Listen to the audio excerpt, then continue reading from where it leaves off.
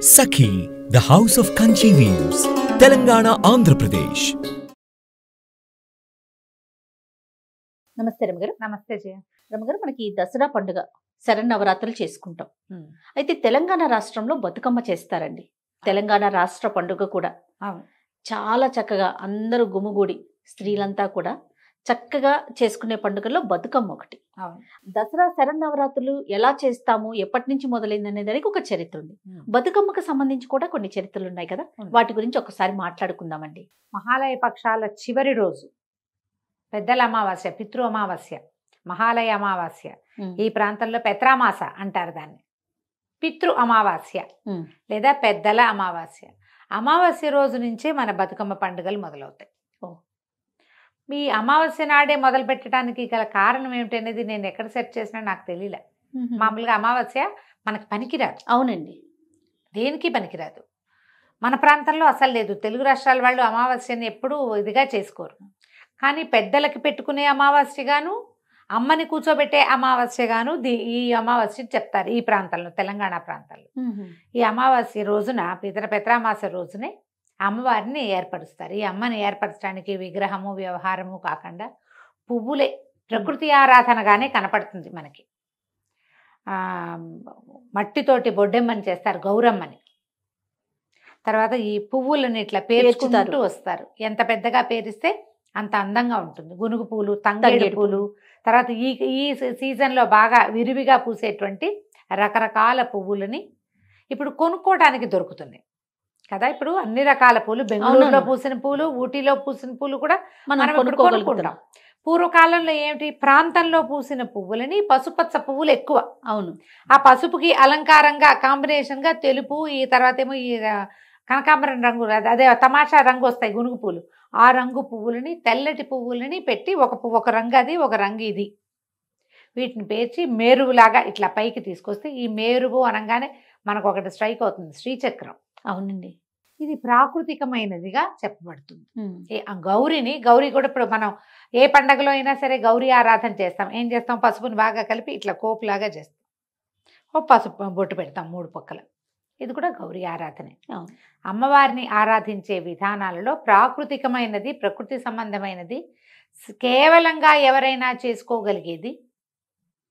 మంత్రం, తంత్రం, వ్యవహారం, ప్రాణప్రతిష్ఠ ఏమీ లేకుండా సంతోషంగా 4 పువ్వుల్ని చక్కగా పేర్చి అందులో అమ్మని భావించి ఆమెకి బోల్డ్ అంతా సేవ చేసి సంతోషపెట్టి ఆమెను మళ్ళీ నీళ్ళల్లో కలిపేసేయటమే ఈ పండగగా కనపడుతుంది. దీనికి ఏం చేస్తారు, ఇది స్త్రీల పండుగగానే కనిపిస్తుంది ఎక్కువగా. ఈ పువ్వులను పేర్చటము తొలి రోజు నుంచి ఆ చుట్టూతా స్త్రీలందరూ ఒక చోట చేరి సామూహికంగా ఆమెను ఆటపాటలతోటి గౌరీదేవిని అలరిస్తారు. రోజుకొక నైవేద్యం చొప్పున సమర్పిస్తారు. ఇది పెద్ద పెద్ద ప్రాంత వ్యవహారంగానూ ఉంటుంది. వేల మంది ఒకే చోట గుమిగూడి చేసుకుంటారు. ఒక లైన్లో, ఒక వీధిలో ఓ 10 ఇళ్ల వాళ్ళు ఉంటే 10 ఇళ్ల వాళ్ళు కలిసి చేసుకునేది గాను కనపడుతుంది. కుల విచక్షణ లేదు, అందరూ చేసుకునేదే. ఇందులో మంత్రతంత్రాల వ్యవహారం ఏం లేదు కదా. అవును, సులువు. చక్కగా అలంకరించుకుని అమ్మవారిని చక్కగా అలంకరించి శక్తి కొలది ఇది ప్రసాదాలు, నివేదనలు కూడా పెద్ద పెద్దవి కాదు, సింపుల్. ఓ రోజు అటుకులు పెడతారు, ఒక రోజు అట్లు పోసి పెడతారు, ఓ రోజు ముద్దపప్పు, చప్పిడి పప్పు అని పెడతారు, ముద్దపప్పు అని పెడతారు. తర్వాత ఏమో మలీదా అని ఒక ప్రత్యేకమైనది, గోధుమ చపాతీలు చేసి చపాతీలని కాల్చేసిన తర్వాత చక్కగా గ్రైండ్ చేసి మెత్తటి దంచి దాంట్లో బెల్లము అవి కలిపి లడ్డూలు చేస్తారు. తర్వాత ఈ జొన్నలతోటి, సజ్జలతోటి, సజ్జపిండి, జొన్నపిండి వాటితోటి చేసి పెడతారు. ఖరీదైన నైవేద్యాల వ్యవహారం అసలు కనపడదు, సింపుల్గా చేస్తారు. బియ్యపిండితో వేపకాయలు చేసి వేయించి వేపకాయల బతుకమ్మంటారు. ఈ మధ్యలో ఈ 8 మొత్తం 9 రోజుల పండుగ. పెత్తరమావాస్య నుంచి మొదలుపెట్టి దుర్గాష్టమి దాకా గౌరీ ఆరాధన చేసుకుంటారు. దుర్గాష్టమి నాడు ఆమె దుర్గారాధన మొదలు పెట్టుకుంటారు. ఈ అమ్మవారిని ఆ రోజు సాగనంపేస్తారు. మధ్యలో పంచమి నాడు అలిగిన బతుకమ్మని, ఆ రోజు అసలు బతుకమ్మకి ఏమి నివేదన చేయరు, అలంకారం చేస్తారు అంతే. ఆ రోజు ఏం తినదావిడే. మధ్యలో ఓ రోజు అలిగిన బతుకమ్మ అంటారు. ఇట్లా అటుకుల బతుకమ్మ, అట్ల బతుకమ్మ, నానేసిన బియ్యం, నానబియ్యం బతుకమ్మ, వేపకాయల బతుకమ్మతో పేర్లతోటి సద్దుల బతుకమ్మ అంటారు. తర్వాత ఏమో ఎంగిలి పూల బతుకమ్మ మొదటి రోజు. అవును. ఇట్లా వరుసగా అమ్మ రోజు రోజు పేర్చే అమ్మకి ఒక పేరు, ఒక ప్రత్యేక నివేదన. అలంకరణ మాత్రం పువ్వులే, చక్కగా కొత్త కొత్త పువ్వులతోటి అలంకారం చేస్తారు. చివరికి అమ్మని సాగనంపుతారు. ఈ బతుకమ్మని సాగనంపేటప్పుడు మట్టితోటో పసుపుతోటో బొడ్డెమ్మని చేసి ఆమెను కూడా పంపిస్తారు. ఇది కాస్త అటు ఇటుగా మనకి ఎట్లా కనపడుతుంది అంటే గొబ్బిళ్ళ వ్యవహారం లాగా కనిపిస్తుంది. గొబ్బిళ్ళు చేస్తారు మామూలుగా. నెల రోజులు ధనుర్మాసంలో గొబ్బిళ్ళు పెడతారు. ఒకరోజు సందె గొబ్బిళ్ళని ఈ గొబ్బి దేవిని పెడతారనమాట. సందె గొబ్బిళ్ళు గొబ్బెమ్మని పెట్టడము. తర్వాత ఈ ఒక పీట మీద పెట్టి చుట్టూ ఆడపిల్లలు ఆడుతూ పాడుతూ చప్పట్లు కొడుతూ గౌరీ ఆరాధన. అదొక చిత్రమైన ఆరాధన అనమాట. గోపి అనగానే మనకేమిటంటే మన గోదాదేవిని ఆరాధించినట్టుగా. ఒక కన్య భగవంతుడిని ప్రేమించి వివాహం చేసుకునే కథ చెప్పుకుంటాం అప్పుడు మనం. అవునండి. ఆమెని ఆరాధనలో భాగంగానే అది చేస్తారు. భగవంతుడు భక్తుడు అని ఓ తల్లి గొబ్బెమ్మ, ఓ పిల్ల గొబ్బెమ్మ, పెద్ద గొబ్బెమ్మ రంగనాథుడు, చిన్న గొబ్బెమ్మేమో గోదానాయకి రంగనాయకి గోదాదేవని. ఇలా అది ఎట్లా చేస్తామో ఇంచుమించుగా ఇది కూడా అట్లాంటిదే. అయితే ఇప్పుడు తెలంగాణ రాష్ట్ర ఆవిర్భావం తర్వాత దీన్ని రాష్ట్ర పండుగగా చేశారు. ఖండాంతరాలకి కూడా వ్యాప్తి చెందింది. అప్పుడు కేవలము ఈ ప్రాంతంలో మాత్రమే, ఊళ్ళల్లో మాత్రమే, టౌన్లలో ఏదో కొద్ది మంది వాళ్ళు కలిసి చేసుకునేటట్టుగా ఉండేది. ఇప్పుడు ఈ ఖండాంతర ఖ్యాతి రావటంతో అమెరికాలో కూడా బతుకమ్మలే. అమెరికాలో బతుకమ్మ ఉంది, రష్యాలో మా ఇండియన్స్ ఎక్కడ తెలంగాణ ప్రాంతవాసులు ఉంటే అక్కడ బతుకమ్మ. ఈ బతుకమ్మ ఈ ఆరాధన ఏముంది? పుష్పాల పువ్వులు పేర్చటము, పాటలు పాడటము, అమ్మని సంతోష పెట్టడమే కదా బాజా భజంత్రీలతోటి. ఈ బాజా భజంత్రీలతో చేసేది అందరూ మనలాంటి వాళ్ళు కూడా, ఫ్రెండ్స్ వాళ్ళు వీళ్ళు ఉంటే, స్నేహితులు చుట్టుపక్కల వెళ్ళేవాళ్ళు, వీళ్ళందరూ ఆడుతుంటే మనం కూడా ఏముంది ఒక ప్రసాదం చేసి పట్టుకెళ్ళటం, మనం కూడా ఆరాధనలో పాల్పంచుకోవటం. ఇది ఏంటంటే పూర్వము దాదాపుగా ఒక 1000 సంవత్సరాల నుంచి ఉన్నది. అప్పుడు ఈ తెలంగాణ ప్రాంతం అంతా దొరల కాళ్ళ కింద నలిగిపోతూ ఉండేది సమాజం. ముందట ఇది 1000 సంవత్సరాల నుంచి జరగడానికి ఒక చారిత్రక ఆధారం ఒకటి చెప్తారు. ఈ ప్రాంతంలో చోళులు వీళ్ళు రాజ్యం చేస్తుండేవాళ్ళు 1000 సంవత్సరాల క్రితం. అయితే ఈ చాళుక్యులు చోళుల యుద్ధాల్లో ఇక్కడ ఈ ప్రాంతంలో వేములవాడ ఆ ప్రాంతాల్లో ఉన్నటువంటి పెద్ద శివాలయం ఒకటి ఉండేది. ఇప్పుడు రాజరాజేశ్వర స్వామి ఉన్నాడు కదా వేములవాడి, అట్లాగే ఉంటే ఈ తన ఒక సారస్వతుడు అనే రాజు దీన్ని గెలిచి రాజరాజ చోళుడు వీళ్ళ గురించి చెప్తారు. ఈ శివలింగాన్ని పెకలించుకు తీసుకుపోయి తంజావూరు తీసుకెళ్లారు. వాళ్ళ రాజ్యం అక్కడ వీళ్ళ మీద యుద్ధం చేసి తీసుకెళ్ళిపోయారు శివలింగాన్ని. ఇది చాలా పుస్తకాల్లో కనపడుతుంది. ఇది ఎంత మటుకు ప్రామాణికమో నాకు తెలియదు, కానీ ఈ విషయం మాత్రం ఒక 5-6 చోట్ల నేను చదివాను. ఈ శివాలయాన్ని, ఈ శివలింగాన్ని, అతిపెద్ద శివలింగాన్ని తరలించుకుపోయి తంజావూరులో ప్రతిష్ఠ చేశారు. బృహదీశ్వరాలయం చెప్పుకుంటాం కదా. అవునవును. అయితే పార్వతీదేవి ఉండిపోయిందట ఆ దేవాలయంలో ఉన్న అమ్మ, ఇక్కడే ఉండిపోయింది. శివుడు లేని పార్వతిని, బృహత్తమ్మ దుఃఖాన్ని తగ్గించడం కోసం వీళ్ళు ఇలా పువ్వులు అలంకారం చేసి ఆమెని సంతోషపెట్టేవాళ్ళు. బృహత్తమ్మ నుంచే బతుకమ్మ వచ్చిందని ఒక వాక్యాలు వినపడతాయి. బృహదమ్మ ఆవిడ పేరు.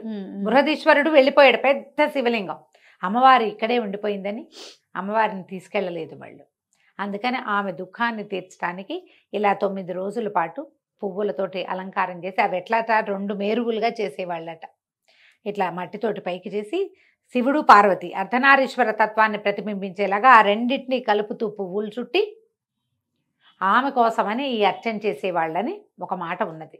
అయితే క్రమంగా ఏమైంది, మనం ఇది వచ్చే దొరలు ఇక్కడంతా వచ్చే రజాకార్ల మూమెంట్లు వాటి ముందంతా కూడా ఈ ప్రాంతాల్లో ఏంటంటే విపరీతమైన దాస్యాలు ఉండేవి. ఒకళ్ళు ఒక 10 రూపాయలు అప్పు చేస్తే వాళ్ళ జీవితం అంతా వాడు అక్కడ వాళ్ళ దగ్గర గడిలో పనిచేయాల్సిందే. వాళ్ళ కాళ్ళ కింద పడి నలిగిపోయేవాళ్ళు, అన్ని రకాలుగాను వాళ్ళని వాడేసేవాళ్ళు, తరతరాలుగా వాడేవాళ్ళు పాపం. అయితే ఈ జరుగుతున్న క్రమంలో వీళ్ళకి కొంచెం ఒక సంతోషకరమైన వ్యవహారం కోసం ఎక్కువ ఖర్చు లేని ఈ పండగ విధానం మొదలుపెట్టారని చెప్తారు. ఆ పువ్వులు అవి చూసి అమ్మవారిని కీర్తిస్తూ ఒక పండగ చేసుకోవడానికి ఆట విడుపుగా ఉండేదని అదే చెప్తారు. ఇప్పుడు జొన్న కంకులు ఫుల్గా కంకులు పోసుకొని ఉంటాయి. పైగా ఈ వర్షాకాలం కదా, ఇది వర్షం వెళ్ళి ఇలా శరత్కాలం వచ్చేసరికి అదేగా ఇప్పుడు మనం శ్రావణ భాద్రపదాలు వర్ష ఋతువు, ఇక ఊరంతా ఆకుపచ్చగానే ఉంటుంది. ఈ గునుగు పూలు, గేదంగి పూలు, తర్వాత ఏమో ఈ తంగేడు విపరీతంగా పుష్పించి ఉంటాయి. ఆ పుష్పించిన వాటిని చూస్తే గౌరీదేవిని కనపడుతున్న పసుపు పచ్చదనంలో పచ్చటి పువ్వులు, ఆ పసుపు పువ్వులని పేర్చి ఈ రకంగా గౌరీ ఆరాధన చేయటం అనేది మొదలుపెట్టి ఉండొచ్చు. ఎంత కాదన్నా ఇది బతుకమ్మ పండగ 1000 ఏళ్ల నుంచి చేస్తున్నారట. తర్వాత ఇక్కడ ఏమయ్యేదట, ఈ పిల్లల్ని ఎక్కువ మంది ఆడపిల్లలు పుట్టినా కూడా ఆడపిల్లలు వాళ్ళ చేతుల్లో వీళ్ళ చేతుల్లో దొరికిపోవటమే కదా, దాంతో సూసైడ్ చేసుకునేవాళ్ళు, పిల్లల్ని చంపేసేవాళ్ళు. దుఃఖం, ఈ పోగొట్టుకునే దుఃఖం చిన్నది కాదు చూడు. అవును కదండి. అందుకని చావద్దు బతికుండమని బతుకమ్మ బతుకమ్మ అని బతకమని ఇట్లా పూజ చేసుకునేవాళ్ళు. ఈ బతుకమ్మ పండగ కోసం వేరే ఊళ్ళకి వెళ్ళిపోయిన ఆడపిల్లల్ని కన్నవారింటికి తెచ్చుకునేవాళ్ళు. ఇందులో పెద్ద హడావిడే ఉంది, చక్కగా అందరూ కలిసి పాఠాపద్యం పాడుకోవటమే కదా. స్త్రీల కష్ట సుఖాలు, పువ్వులు వాటి సౌందర్యము, అమ్మవారు ఆమె యొక్క దయ, పాటల్లో అవే ఉంటాయి. తలా ఒక పువ్వు వేసి తీరొక్క పువ్వు వేసి అంటారు, అంటే రకానికి ఒక పువ్వు చొప్పున ఒక వరసలు వరసలుగా పేర్చుకోవటం. పేర్చి తేలికగానే పూజ చేసుకునేవాళ్ళు. ఇప్పుడు క్రమంగా ఏమైందంటే తెలంగాణ సంపన్న రాష్ట్రంగా మారింది, అందరికీ పండగ చేసుకునే అవకాశం లభించింది. మనం సామూహికంగా పండగ చేసుకుంటున్నాము. వీడు ఎక్కడ కుదిరితే అట్లా చేస్తాం. చక్కగా అందరూ ఆడపిల్లలు అలంకారాలు చేసుకుని పుట్టిళ్ళకి వచ్చి, కోడళ్ళు ఉంటారు, కోడళ్ళు వాళ్ళ పుట్టింటికి వెళ్తే కూతుళ్ళు మన ఇళ్ళకి వస్తారు కదా. అందరూ కలిసి ఒకే చోట ఈ పండుగను జరుపుకోవటం ఆనవాయితీగా కనపడుతుంది. చుట్టుపక్కల ఇళ్లలో ఎవరైనా చేస్తే మీరు కూడా ఒక అడుగేసి ఒక దండం పెట్టుకోండి, అంతే కదా. మనం ఈ విధానం అంతా చేయలేకపోవచ్చు, మనకు రాదు, మన ప్రాంతాలకి రాదు, కొన్ని ప్రాంతం వాళ్ళకి రాదు, కొంతమంది చేస్తారు ఆ పండగ. ఆ పండగ చేసేటప్పుడు మన స్నేహితులు చేసుకుంటున్నప్పుడు మనం కూడా ఒక గౌరీదేవి పూజ తప్పిస్తే ఇంకా అందులో ఇంకా వేరేదేది లేదు. ఒక నమస్కారం చేసుకుందాం. బతుకమ్మకి జై. రైట్. నమస్తే రమ్య గారు. నమస్తే జై. Anchors Jewelry courtesy by Mukunda Jewelries.